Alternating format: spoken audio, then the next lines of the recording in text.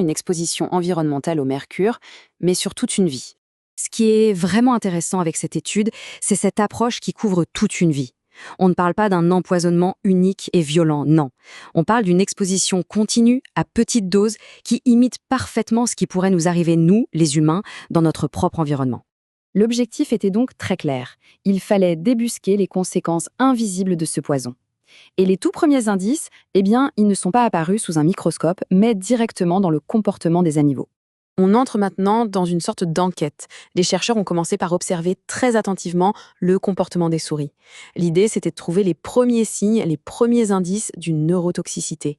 Premier indice, et il est de taille, l'anxiété. Alors, ce test s'appelle le labyrinthe en croix surélevé. Normalement, des souris en pleine forme, elles explorent, elles sont curieuses. Mais là, regardez, les souris exposées au mercure ont carrément évité les bras ouverts du labyrinthe. Et ça, c'est un signe classique d'une anxiété élevée. Deuxième indice, la mémoire de travail.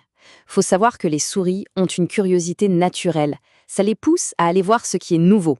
Pourtant, celles qui ont été traitées au mercure avaient tendance à retourner sans cesse dans les mêmes bras du labyrinthe. C'est comme si elles oubliaient où elles venaient d'être. Ce test, en fait, il mesure une forme de mémoire à très court terme, celle qui nous sert tous les jours. Et voilà le troisième indice majeur, la reconnaissance. Le principe est simple. On présente à une souris un objet qu'elle connaît déjà, et un autre, tout nouveau. En temps normal, elle va passer beaucoup plus de temps à explorer la nouveauté. Mais là, les souris exposées au mercure montraient bien moins d'intérêt pour ce nouvel objet. Leur capacité à reconnaître, et donc à mémoriser, était clairement en baisse. Donc, si on résume, on a une accumulation d'indices qui est assez parlante. D'un côté, on a nos souris témoins, saines, curieuses. De l'autre, les souris exposées au mercure, qui sont devenues anxieuses avec des problèmes de mémoire évidents. La question qui vient tout de suite après, c'est « mais qu'est-ce qui a bien pu se passer à l'intérieur de leur cerveau ?» Ok, maintenant on change de perspective. On laisse de côté l'observation du comportement et on plonge directement dans la biochimie du cerveau. Le but, c'est de comprendre le mécanisme, le pourquoi biologique derrière ces troubles. Le suspect numéro 1, c'est un phénomène qu'on appelle le stress oxydatif. Pour faire une image simple, c'est un peu comme si le cerveau se mettait à rouiller de l'intérieur. C'est un processus vraiment destructeur qui s'attaque aux fondations même de nos cellules. Bon, l'hypothèse est posée. Mais en science, une hypothèse, ça ne suffit pas. Il fallait maintenant trouver des preuves concrètes, des preuves tangibles de ce fameux stress oxydatif dans le cerveau des souris exposées. Et les preuves que les chercheurs ont trouvées, eh bien, on pourrait dire que c'est la pièce à conviction, le pistolet encore fumant qui explique tout ce qu'on a observé dans le comportement. Voilà comment la cascade d'événements s'est déroulée. D'abord, le mercure s'est accumulé dans le cerveau, c'est logique. Ensuite, sa simple présence a suffi à perturber l'équilibre très fragile d'autres métaux qui, eux, sont vitaux.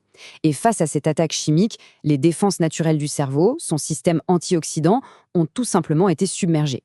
Et ça illustre parfaitement cet effondrement des défenses. Ce graphique montre l'activité de 3 enzymes clés. Ce sont un peu les gardes du corps du cerveau. La SOD, la GST et la catalase. Chez les souris saines, elles tournent à plein régime. Mais chez les souris traitées, regardez, leur activité s'effondre littéralement. Le système de protection est complètement hors service. Et voici la conséquence directe de tout ça. Ce pic-là, il est spectaculaire. C'est notre fameuse rouille en pleine action. C'est la mesure de la peroxydation lipidique, c'est un terme un peu technique, mais ça veut dire une chose très simple. La destruction pure et simple des membranes des cellules du cerveau. C'est un dommage physique, mesurable, causé par le stress oxydatif. Alors, qu'est-ce que tout ça signifie au final? Il est temps de relier tous les points de notre enquête, en partant de l'eau contaminée des souris jusqu'aux implications bien plus larges pour notre santé environnementale à tous.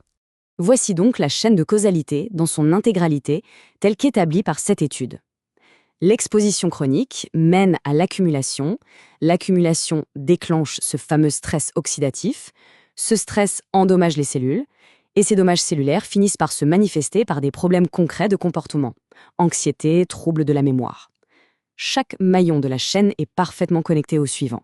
Et attention, pour qu'on ne se dise pas que ça ne concerne que des souris de laboratoire, les auteurs eux-mêmes le soulignent noir sur blanc. Leur méthode a été spécifiquement conçue pour refléter les conditions environnementales réelles, celles auxquelles les humains peuvent être confrontés. La conclusion de tout ça, elle est donc vraiment importante.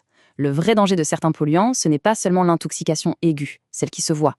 Il se cache aussi dans les effets silencieux, progressifs, qui s'installent sur le long terme après des expositions qu'on pourrait, à première vue, juger sans danger. Et ça nous laisse avec une question assez fondamentale.